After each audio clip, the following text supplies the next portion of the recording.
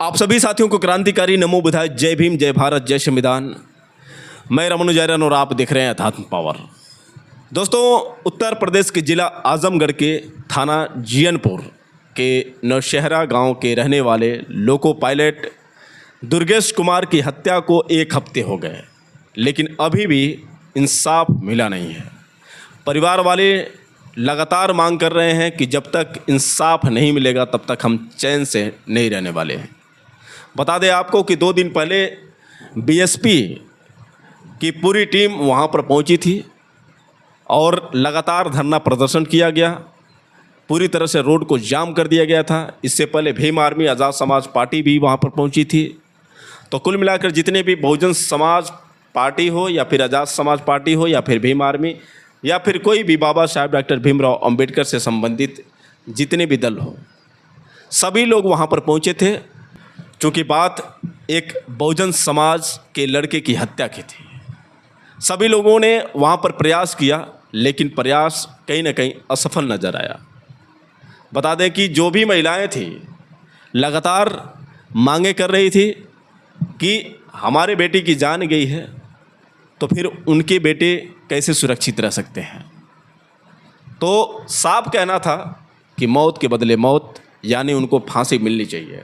क्या कहना था, पहले तो आप उन महिलाओं का ये बयान सुनिए जो काफ़ी आक्रोशित थी और किस तरह से मीडिया के सामने उन लोगों ने नारा लगाया।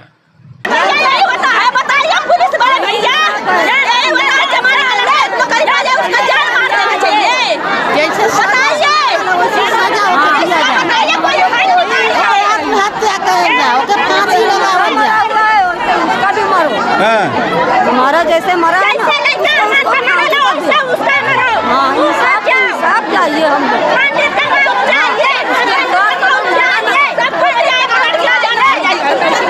लड़की का जान मारो, चलो अब दुनिया जानना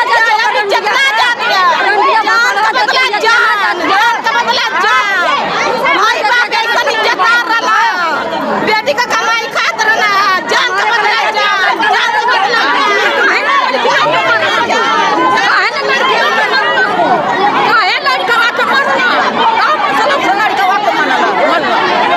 अकेले लड़का रहे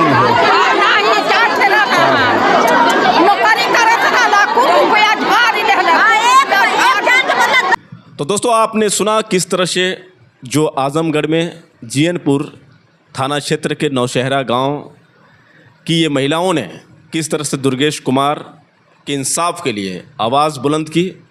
और बता दें कि लगभग हज़ारों की संख्या में बहुजन समाज पार्टी के कार्यकर्ता मौजूद रहे। सभी लोगों ने आंदोलन किया और दुर्गेश कुमार को इंसाफ दिलाने के लिए और दोषियों को फांसी की सज़ा सुनाने के लिए किसी भी कीमत पर वो लोग पीछे हट नहीं रहे थे। यहाँ तक कि पूरे चौक को जाम कर दिया, रोड को जाम कर दिया। बाद में पुलिस ने जैसे तैसे आश्वासन देकर उनको हटाया। आपको बता दें कि उत्तर प्रदेश पुलिस ने भले ही ये आश्वासन दिया हो कि हम दुर्गेश कुमार को न्याय दिलाएंगे, लेकिन जिस तरह से क्षमता यादव ने जो ये बयान दिया है, यानी वही क्षमता यादव जिसे दुर्गेश यादव पसंद करता था, यानी उसे चाहता था। पहले आप क्षमता यादव का ये बयान सुनिए, उसके बाद हम आपसे बात करते हैं। क्या नाम आपका है? मेरा नाम क्षमता यादव है। कहाँ की रहने वाली हैं? जीयनपुर बाजार खास की रहने वाली है। आज आप एसपी कार्यालय आई हैं, क्या मामला है? मामला ये है कि सर, दुर्गेश कुमार ने जहर खा के आत्महत्या की। इसकी धमकियां वो मुझे लगातार देता रहा और उसके परिवार वाले मेरे परिवार पर उसके आत्महत्या को हत्या बता के मेरे निर्दोष परिवार को फंसा रहे हैं। मुझे न्याय चाहिए सर। कितने लोग फंसे हैं आपके परिवार के? मेरे परिवार के 6 लोग फंसे हैं और एक ज्ञानेंद्र मिश्रा जी। ज्ञानेंद्र मिश्रा का इसमें कोई दोष नहीं है, वो सरासर निर्दोष इंसान है। तो पुलिस का क्या मतलब, क्या कहना है, क्यों उनको फंसाई? वो उसके घर वाले कह रहे हैं कि मेरे घर वाले उनको मारे पीटे हैं और पूरे दोष सब ज्ञानेंद्र मिश्रा पे लगा दिए कि जहर वो पिलाए हैं, जबकि वो समझाने के अलावा उसको और एक लफ्ज भी कुछ नहीं बोले थे। मामले की शुरुआत कहाँ से हुई? ये कहा जा रहा है कि क्या आपका उनको कोई परिचय था पहले से? हाँ, परिचय यही था सर कि जो ज्ञानेंद्र मिश्रा सर का स्कूल है वहीं पे वो पहले पढ़ाने जाता था, मैं वहीं पे पढ़ती थी। उसकी मेरे पे गंदी निगाह हो गई थी।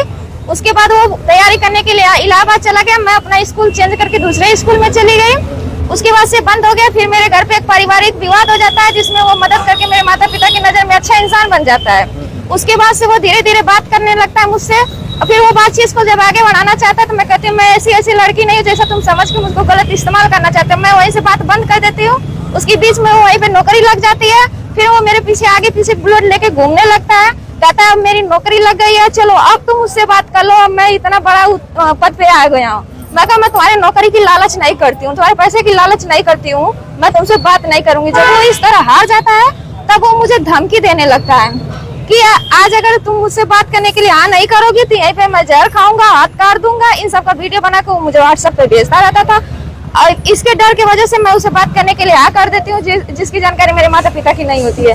वो मुझे डरा धमका कर लगभग 3 साल तक मुझसे शोषण करता रहा। उसके बाद मैं जब हिम्मत करके उसके घर पे बताई तो उसके घर वाले पहले तो बोले कि ठीक है मैं समझा लूंगी, लेकिन वो उनके समझाने पे भी नहीं समझा।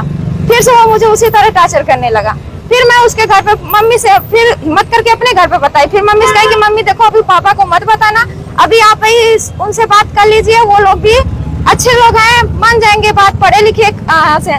तो जब मेरी मम्मी उनसे रोई, गिड़गिड़ाई, विनती की, तो फिर भी वो कहे कि तुम्हारी बेटी खुद गलत है, तुम खुद गलत हो, तुम खुद को संभालो, हमारे बेटों को मत कहो। ऐसा करने के बाद तब हमारे पिताजी उनके घर पे 3 से 4 बार पंचायत लेके गए। उसके बाद वो मामले को नहीं सुनते हैं। उसके बाद हम कहते हैं कि मम्मी अब हमारे पास इतने पैसे नहीं है कि हम पुलिस थाना या केस पे करके देख पाएंगे, क्योंकि वो लोग बड़े लोग हैं सरकारी, उनके घर में बहुत लोग सरकारी पदों पे हैं। अजय इंजीनियर जैसे लोगों का उनको सपोर्ट है। वो अजय इंजीनियर से भी मेरी बात कराते थे, जो मुझे उसके साथ संबंध बनाने के लिए कहता था कि बनाओ वो जो कह रहा है तुम्हारे साथ। कौन है अजय इंजीनियर? कौन है अजय इंजीनियर? वो दुर्गेश के रिश्तेदार में आते हैं, कोई ऐसे हैं। तो घटना वाले दिन क्या हुआ, कैसे क्या बताइए? घटना वाले दिन सर वो जब मैं उसे, मेरे घर वाले मना कर दिया कि एकदम उससे बात नहीं करनी है, तो मैं एकदम बात बंद कर दी।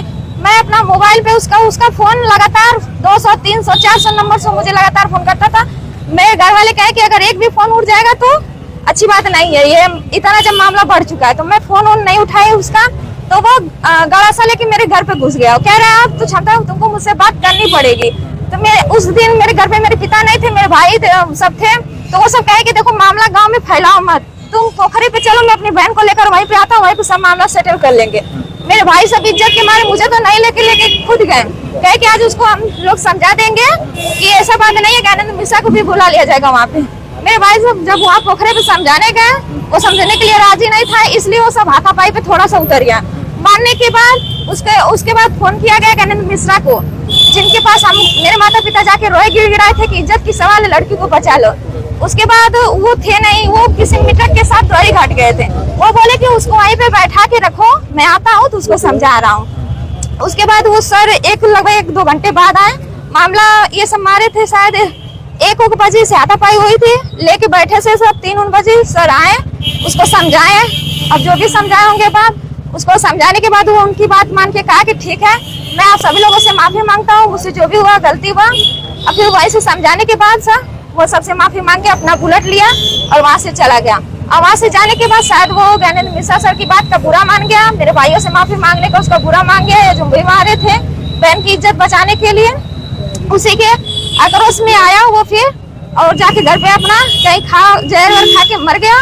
और उसका सारा साजिश ज्ञानेंद्र मिश्रा सर पे डाल दिया, मेरे परिवार वालों पे डाल दिया। यही मामला है सर। आपका कहना है कि उसकी हत्या नहीं हुई? उसकी हत्या नहीं हुई, वो आत्महत्या किया है। इसके सबूत उसने मुझ पे बहुत बार मेरे व्हाट्सएप पे भेजा। जब आपके घर पे गया तो कोई वीडियो फोटो बना था कि नहीं? नहीं सर, वो घर से लेके गया था, तो हम लोग डर गए और कहने नहीं ऐसे पूरे गाँव में मामला मत फैलाओ, तुम पोखरे पे चलो, वहाँ पे कोई नहीं रहता, हम लोग अकेले में बात कर लेंगे वहाँ पे, इसलिए मामला वहाँ पे। यहाँ एसपी से यहाँ क्या चाहती क्या है आपको बताइए? मैं चाहती है कि जब एक बेबस बेचार लड़की जब अपनी इज्जत बचाने के लिए एक इंसान के पास गई, उसके माता पिता उसके इंसान के पैर पे गिरे हुए, इंसान बेचारा उसकी इज्जत बचाने के लिए खड़ा हुआ, उसके परिवार वाले सारे के सारा मामला ज्ञानेंद्र मिश्रा पे ही डाल देते हैं। यही तो मुझे इंसाफ चाहिए, मुझे ज्ञानेंद्र मिश्रा, मेरे परिवार सभी लोग निर्दोष हैं। तो दोस्तों आपने सुना क्षमता यादव का ये बयान। अब हम क्षमता यादव के बयान से ही वो सारी बातें आपके सामने रखेंगे, जिससे ये साबित होता है कि जो भी कुछ हुआ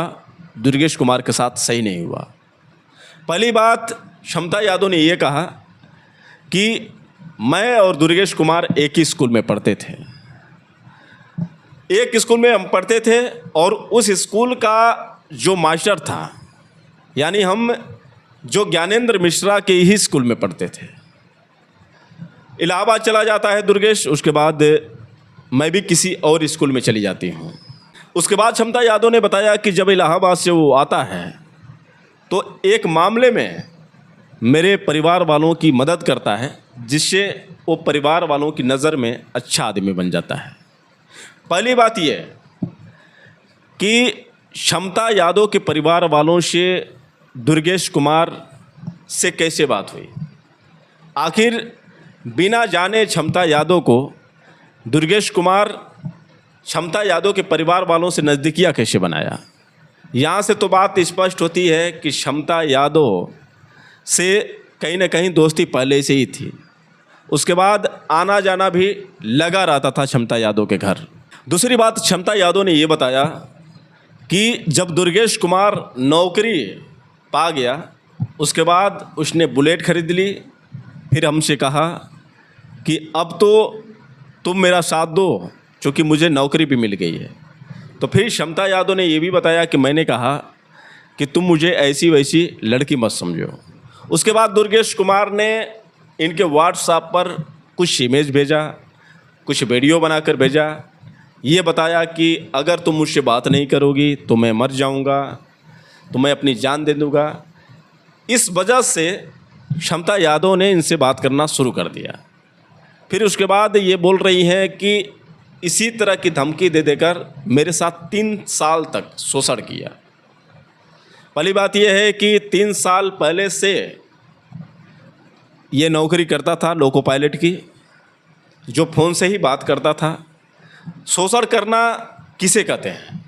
शोषण तब होता है जब आप उसके साथ रिलेशन में थी या फिर उसके साथ रह रही थी। आपके साथ किसी भी प्रकार का शोषण तब होता है जब आप अपने घर वालों से दूरी पर रहती हैं। तो यानी आप अपने घर पर रहती थी, वो नौकरी करता था और इधर से आप बता रहे हैं कि 3 साल तक मेरे साथ शोषण करता था। और शोषण करने की वजह जो आपने बताया है कि वो मुझे भेजता था कि मैं जान दे दूंगा, तो ये स्वाभाविक है। आज हर एक प्रेमी और प्रेमिका दोनों अपने आप में जान लेने और देने की बात करते हैं, ये कोई नई बात नहीं थी। और यदि यही वजह आप बता रही हैं कि हमारे साथ शोषण हुआ, यानी आप अपने परिवार वालों को बाद में ये बात बताई। 3 साल से आपके साथ संबंध थे दुर्गेश कुमार के, लेकिन आपने ये बात जो है बाद में बताई। दूसरी बात यह है कि आप दोनों के संबंध 3 साल से थे, तो कहीं ना कहीं आप दोनों ने वादे भी किए होंगे शादी का। फिर आप शादी के वादे से मुकर रही होंगी, तो फिर दुर्गेश कुमार ने कहीं ना कहीं अपना गुस्सा जाहिर किया होगा, क्योंकि 3 साल का रिश्ता जो होता है काफ़ी गहरापन रिश्ता होता है और स्वाभाविक है कि आप दोनों का दिल काफ़ी लग चुका था। यहाँ से बात स्पष्ट है कि दुर्गेश कुमार ने आपको नहीं धोखा दिया है, बल्कि दुर्गेश कुमार को आपने धोखा दिया है। क्योंकि बात अमीरी गरीबी की नहीं है, बात जाति की है।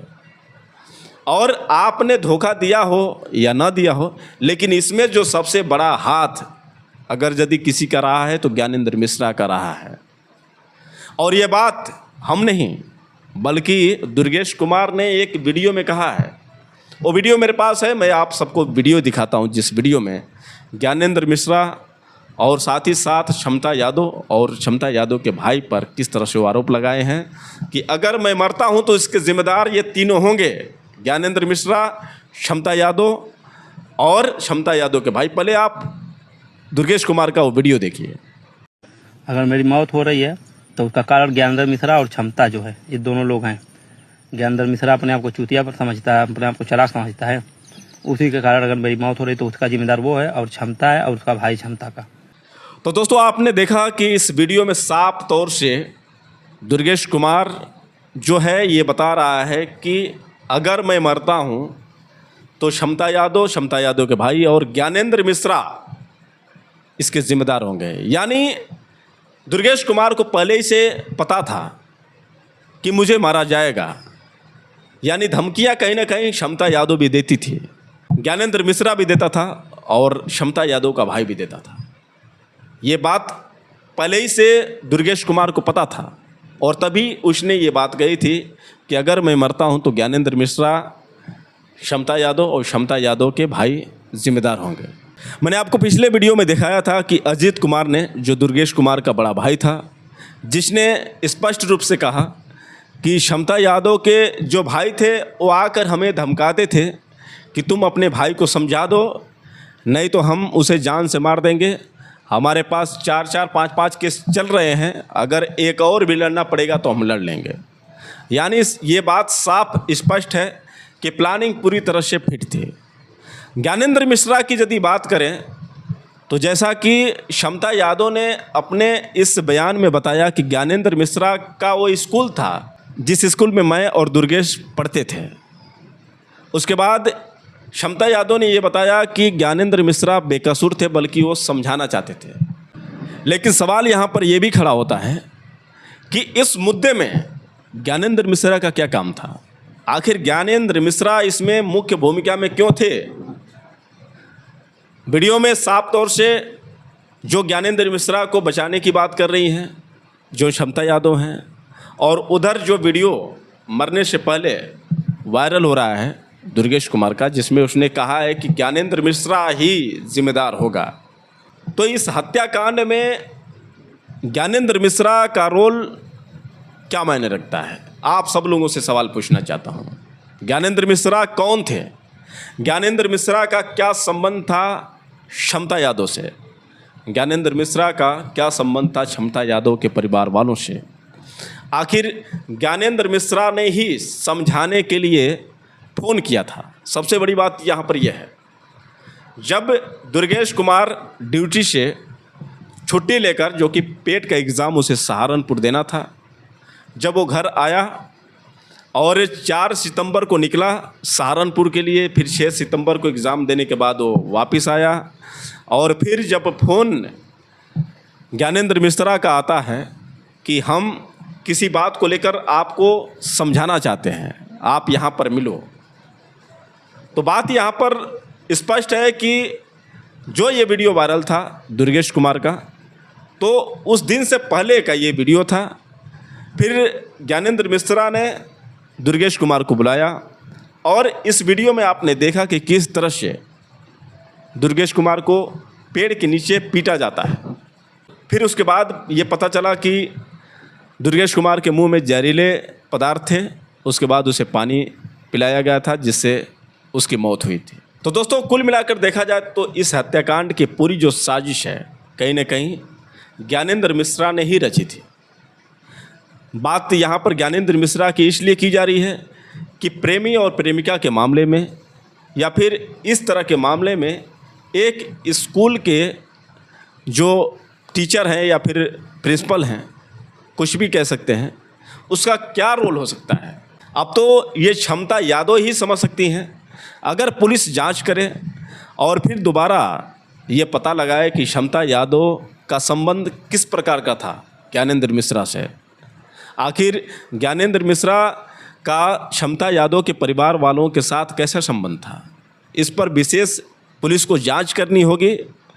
और मैं चाहता हूँ जो भी फैसले हो निष्पक्ष फैसले हो, बात यहाँ पर कुछ भी हो सही सामने आए और जो भी दोषी हो उसको फांसी मिलनी चाहिए, क्योंकि जब तक अपराधियों को सज़ा नहीं मिलेगी, जब तक उनको किसी भी प्रकार की कठोर कार्रवाई नहीं होगी, तब तक अपराधियों का जो मनोबल है बढ़ता ही रहेगा। वैसे दोस्तों, आजकल देख रहे हैं कि लगातार एक के बाद एक जो घटनाएं उत्तर प्रदेश में हो रही हैं, कुल मिलाकर किसी को कानून से भय नहीं है। सभी के मन में यह है कि हम देख लेंगे, हम लड़ लेंगे, 2-4 हज़ार पैसे फेंक देंगे, काम ख़त्म हो जाएगा। और यही वजह है कि अपराध रुकने का नाम नहीं ले रहा है। किसी को भी अपनी जान की बिल्कुल फिक्र नहीं है, किसी को इस बात का बिल्कुल डर नहीं है कि हमें सज़ा भी मिलने वाली है, क्योंकि सब लोगों के मन में तो यही है कि हम पैसे फेंक देंगे, उसके बाद कानून को मुट्ठी में कर लेंगे। लेकिन जब तक ये संविधान का जो नियम है कि जो भी कार्रवाई है सख्त होनी चाहिए, क्योंकि दुर्भाग्य है कानून के रखवालों का जो पैसे के चक्कर में अपना ईमान तक भी बेच देते हैं। दोस्तों, मैं बता दूं कि ये जो घटनाएं हो रही हैं, इन घटनाओं में कहीं ना कहीं तीसरा पक्ष ही दोषी हो रहा है। एक और बात है कि जिस तरह से क्षमता यादव ने ये बात कही है कि मेरे परिवार वालों का दिल जीत चुका था दुर्गेश कुमार, कुछ मदद किया था जिसके कारण परिवार वालों का दिल जीत लिया था, जिससे आना जाना लगा रहता था। तो यहाँ से तो ये भी हो सकता है कि दुर्गेश कुमार उनकी नज़र में अच्छा था, तो शादी के लिए शायद वो भी हाँ कर सकते थे, क्योंकि दुर्गेश कुमार को अच्छी तरह से जानते थे। और इधर से दुर्गेश कुमार के घर वाले भी राजी हो सकते थे।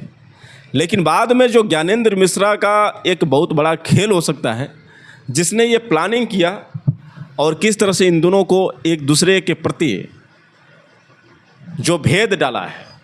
क्योंकि दुर्गेश कुमार ने उस वीडियो में साफ तौर से बताया है कि अगर मैं मरता हूँ तो उसका जिम्मेदार ज्ञानेंद्र मिश्रा होगा। तो मुझे लगता है कि ज्ञानेंद्र मिश्रा का बहुत बड़ा रोल था और ज्ञानेंद्र मिश्रा ही इस हत्या का मास्टरमाइंड था। और कहीं ना कहीं क्षमता यादव और क्षमता यादव के परिवार वालों से उसके बहुत ही बारीकी से संबंध थे। अब तो वो ये कानून का विषय है, ये जांच का विषय है। जांच में पता चलेगा कि कौन दोषी है और कौन निर्दोष है, ये तो वक्त बताएगा। लेकिन आपको बता दें कि लोको पायलट दुर्गेश कुमार का ये केस हर एक युवाओं के लिए ऐसा मैसेज है कि शायद इस केस के बारे में अच्छी तरह से जान जाए तो दोबारा किसी से गलती ना हो। पहली गलती तो ये कि किसी भी लड़की पर भरोसा नहीं करना चाहिए। दूसरी गलती ये कि बाबा साहब डॉक्टर भीमराव अंबेडकर ने भले ही ये कहा कि जब तक अंतर्जातीय शादी नहीं होगी तब तक हमारे अंदर जो जातिवादी भेदभाव है ये ख़त्म नहीं होगा। तो सबसे पहले अंतर्जातीय शादियाँ बहुत ज़रूरी है और तभी हम एक दूसरे के अंदर जो भेदभाव है वो ख़त्म कर सकते हैं। लेकिन बाबा साहब डॉक्टर भीमराव अंबेडकर जो मानते थे, जो उन्होंने अधिकार दे दिया अंतर्जातीय शादी करने का, एक दूसरे से हम शादी कर सकते हैं, लेकिन उसे सामाजिक स्तर तक लाने में युग बीत जाएंगे। और यही जो बड़ा फैक्ट हुआ, अंतर्जातीय शादी को लेकर जिस तरह से यहाँ पर विवाद हुआ, कहीं ना कहीं ज्ञानेंद्र मिश्रा ने ये उकसाया होगा कि तुम कहाँ के यादव और वो कहाँ के चमार, कैसे हो सकती है शादी। और यही जो इनके मन में ये चीज़ डाली गई जिसके कारण उनका मन बदला। तो दूसरी गलती तो भैया ये मत करिएगा कि आप अपने अलावा किसी और लड़की से प्रेम करिएगा। ये बात मेरी नोट करिए, क्योंकि कई ऐसे मामले हैं जिसमें अंतर्जातीय शादी के चक्कर में लोगों की ज़िंदगी बर्बाद हो जाती है। और तीसरी बात यह कि यदि आप शादी करना चाहते हैं तो अपने माता पिता के अनुसार ही शादी करें। अगर आपको कोई लड़की पसंद है तो आप अपने माता पिता को बेझिझक बताएं और उनसे बताएं कि हम इस लड़की से प्यार करते हैं, हम इस लड़की से शादी करना चाहते हैं। अगर वो इस बात को लेकर नाराज़ हैं तो फिर आप समझिए कि कहीं ना कहीं दिक्कत है। अगर वो यदि हाँ करते हैं तो फिर आराम से आप शादी कर लीजिए। आप परिवार के विरुद्ध मत जाइए, क्योंकि बहुत सारे ऐसे मामले होते हैं जो परिवार के विरुद्ध जाने पर ऐसी घटनाएं होती हैं। अब तो दुर्गेश कुमार चले गए, फिर वापस आएंगे नहीं। लेकिन जिस लड़की के कारण दुर्गेश कुमार की जान गई, जिस लड़की के प्यार के चक्कर में एक अच्छे पोस्ट की नौकरी करने वाला लोको पायलट दुर्गेश कुमार अपने माता पिता, भाई बंधु, इस संसार को अलविदा कह गया, बेरहमी से उसकी हत्या की गई, उसको जहर तक भी दिया गया, घूट घूट कर उसकी ज़िंदगी चली गई। लेकिन अंजाम क्या हुआ? खुशी तो तब उसकी आत्मा को होती जब उसका प्यार सच्चा होता, जब उसका प्यार सबके सामने ये कहता कि मेरा प्यार सही था, मुझसे गलती हुई, या फिर दुर्गेश के साथ अच्छा नहीं हुआ। तब तो ये बात आती कि कहीं ना कहीं लड़की जो है सही थी। लेकिन लड़की का जो ये बयान है, जिस तरह से एक के बाद एक आरोप लगाई है दुर्गेश कुमार के ऊपर कि गलासा लेकर आया था मुझे मारने के लिए, ज़रा सोचिए कि एक दलित व्यक्ति की इतनी हिम्मत कैसे हो सकती है। वो गलासा लेकर किसी गांव में कैसे घुस सकता है? और जब गड़ासा लेकर उसके गांव में घुसा तो उसको मारा नहीं गया। ऐसा संभव कैसे हो सकता है कि किसी के गांव में कोई व्यक्ति गड़ासा लेकर पहुंच जाए उसे मारने के लिए, और उसके बाद उसे बुलाया जाए कि चलो भाई समझौता हम वहाँ पर करते हैं। फिर वो राज़ी भी हो जाता है कि चलिए ठीक है वहाँ पर। क्या उसने भांग पी रखी थी, क्या उसने शराब पी रखी थी, या फिर नशे में था। फिर उसको लेकर जाया जाता है पेड़ के नीचे, वहाँ पर मारा पीटा जाता है। तो लड़की का जो ये बयान है बेबुनियादी, जिस तरह से वो बात कर रही है कि वो गड़ासा लेकर मुझे मारने के लिए आया था, उसके बाद मेरे परिवार वालों ने उसे समझाया, ज्ञानेंद्र मिश्रा ने उन्हें समझाया। तो हर जगह ज्ञानेंद्र मिश्रा का बहुत बड़ा रोल रहा है। और जिस तरह से ज़िंदगी गई है, मैं कतई नहीं चाहूँगा कि हमारे समाज के लोगों की जान ऐसे ही जाए। तो भैया सबसे बड़ी बात यह है कि अगर प्यार ही करना है तो अपनी जाति में प्यार करो, अपने लोगों में प्यार करो, गैर बिरादरी के चक्कर में मत पड़ो। बाबा साहब डॉक्टर भीमराव अंबेडकर ने भी ये सोचा था कि अंतर्जातीय शादी होगी तो फिर शायद जो सामाजिक भेदभाव है ख़त्म हो जाएंगे, जातिवाद ख़त्म हो जाएगा। और इस कारण बाबा साहब डॉक्टर भीमराव अंबेडकर ने भी पंडित की लड़की से शादी की थी। ये आप सभी लोग जानते हैं, सविता जो अंबेडकर थी वो एक पंडित की लड़की थी। लेकिन ये भी बात सत्य है कि उनकी जान जो गई है सविता अंबेडकर के कारण ही गई है। सभी लोग ये मानते हैं कि सविता अंबेडकर के आने के बाद ही उनके साथ सबसे बड़ा छल किया गया। किस तरह से विरोधियों ने षड्यंत्र रचा कि एक पंडित की लड़की से शादी कराया, उसके बाद छल से बाबा साहब डॉक्टर भीमराव अंबेडकर को मार दिया। तो ये इतिहास गवाह है कि अंतर्जातीय शादियां सफल नहीं रही हैं। और इसके जो एग्जाम्पल खुद हैं बाबा साहब डॉक्टर भीमराव अंबेडकर, जिन्होंने कानून बनाया और कानून में अंतर्जातीय शादी की प्राथमिकता दी, लेकिन उसके शिकार कहीं ना कहीं बाबा साहब डॉक्टर भीमराव अंबेडकर भी हो गए। तो भैया सब लोगों से निवेदन यही है कि आप लोग शादी करें तो अपनी जाति में ही शादी करें तो अच्छा रहेगा। ये दुनिया भर के सामाजिक आंदोलन में और सामाजिक सुधारक बनने की कोशिश मत करिए, क्योंकि उन लोगों की नज़र में आप कभी भी दलित ही रहेंगे। दलितों की इज्जत जो है उनकी नज़र में कभी नहीं बन सकती है। तो हम प्रयास करते हैं कि हम सभी लोग मिलजुल कर रहें, लेकिन ये प्रयास सिर्फ हम लोग का होता है, उनके अंदर ये प्रयास नहीं होता है। हम उन्हें अपना मानते हैं लेकिन वो हमें अपना कभी नहीं मान सकते हैं। ये लिख लीजिए, हम बाबा साहब डॉक्टर भीमराव अंबेडकर को यदि अपना मसीहा मानते हैं तो ये कतई नहीं हो सकता कि वो भी आपके बाबा साहब डॉक्टर भीमराव अंबेडकर को मसीहा माने। उनके लिए तो भैया बाबा साहब सरदर्द बने हुए हैं। तो इसीलिए मैं आप सभी लोगों से निवेदन करना चाहूँगा कि भैया आप लोग अपनी जाति के लोगों से ही संबंध बनाए तो अच्छा रहेगा, ताकि आसानी से आप लोगों की शादी हो जाएगी। इस तरह के हालात तो नहीं ना होंगे। दलितों के ऊपर इतना अत्याचार किया जा रहा है, दलितों के ऊपर एक के बाद एक हत्याएं, तरह तरह के जो भी मामले आ रहे हैं, अब बताने की हमें ज़रूरत नहीं है, लेकिन आप समझदार हैं तो इस बात को ध्यान रखिएगा। वैसे दोस्तों आप लोग की क्या राय है आप लोग कमेंट करके बताएं, और हो सके तो इस वीडियो को ज़्यादा से ज़्यादा शेयर करें। फिर मिलेंगे अगले वीडियो के साथ, तब तक के लिए क्रांतिकारी नमो बुद्धाय, जय भीम।